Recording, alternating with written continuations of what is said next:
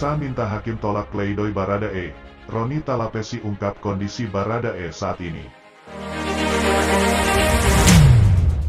Jaksa Penuntut Umum (JPU) meminta Majelis Hakim Pengadilan Negeri PN Jakarta Selatan menolak seluruh nota pembelaan atau pledoi yang diajukan terdakwa Richard Eliezer Pudihang Lumiu atau Baradae dan penasihat hukum dalam kasus pembunuhan berencana Nofriansyah Yosua Huta Barat alias Brigadir J. Jaksa meminta Majelis Hakim menjatuhkan hukuman sesuai tuntutan yang telah dibacakan. Kami memohon Majelis Hakim yang memeriksa dan mengadili perkara ini menolak seluruh pledoi dari tim penasihat hukum Richard Eliezer Pudihang Lumiu. Menjatuhkan putusan sebagaimana diktum tuntutan JPU, ujar jaksa saat membacakan replik dalam sidang di Pengadilan Negeri Jakarta Selatan, Senin, tanggal 30 Januari tahun 2023. Jaksa menegaskan tuntutan hukuman pidana 12 tahun penjara untuk Baradae telah ditentukan berdasarkan parameter yang sudah jelas dan sesuai dengan aturan yang berlaku. Menurutnya, tinggi rendah tuntutan yang diajukan jaksa kepada Majelis Hakim terhadap Baradae telah memenuhi asas kepastian hukum dan rasa keadilan. Selain itu, dalam memberikan tuntutan, jaksa juga mempertimbangkan peran Baradae sebagai eksekutor atau pelaku yang menembak Brigadir J sebanyak 3 hingga 4 kali.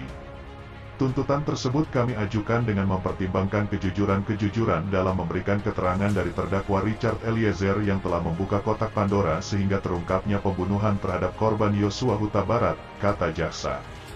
Jaksa juga mengaku telah mempertimbangkan pasal 10 AUU nomor 31 tahun 2012 tentang perlindungan saksi dan korban, yang memuat frasa penjatuhan pidana yang paling ringan di antara terdakwa lainnya. Namun, jaksa menilai frasa itu tidak cocok untuk Baradae. Menurut jaksa, pasal AKUO belum mengakomodasi saksi pelaku yang bekerja sama dalam mengungkap suatu tindak pidana. Sementara Baradae dinilai peran lebih dominan dibandingkan dengan peran para terdakwa lainnya, kecuali Ferdi Sambo selaku pelaku utama dalam rangkaian tindak pidana turut serta melakukan pembunuhan berencana terhadap Brigadir J.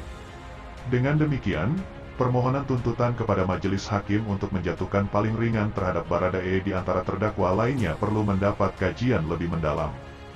Bahwa kondisi ini menimbulkan dilema yuridis karena di satu sisi, terdakwa Richard Eliezer dikategorikan sebagai seorang saksi atau pelaku yang bekerja sama yang dengan keberanian dan kejujurannya telah berkontribusi membongkar kejahatan yang direncanakan untuk membunuh korban Yosua, ujar jaksa.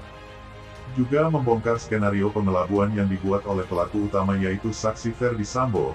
Namun di sisi lain peran dari terdakwa Richard Eliezer sebagai eksekutor penembakan terhadap korban Yosua perlu juga dipertimbangkan secara jernih dan objektif, sambungnya. Jaksa menegaskan, tuntutan terhadap Baradae dibuat berdasarkan pemahaman perasaan terhadap Brigadir J, yang telah dibunuh secara sadis oleh Baradae dan Sambo.